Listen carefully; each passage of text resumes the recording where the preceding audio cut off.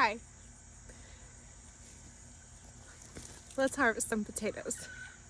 All right, so we have 7 bags of potatoes and they have mostly died back. This one is the most dead, which is how you want them. It's time to harvest. So we're gonna dump it in this wheelbarrow and see what we got.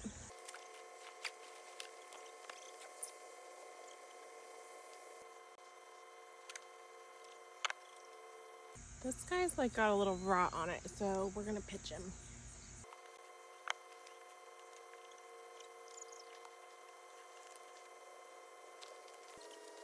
There's like several that are like rotten. Gugh. Okay. So here's what we got out of the first bag. Not the abundance I was hoping for, but we have 6 more bags too. So let's see what we get.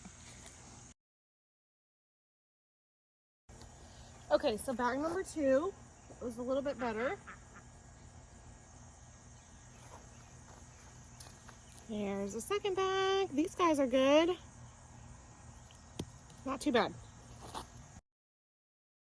Look at this. How cool. Look at all those red potatoes from this plant. Isn't that amazing?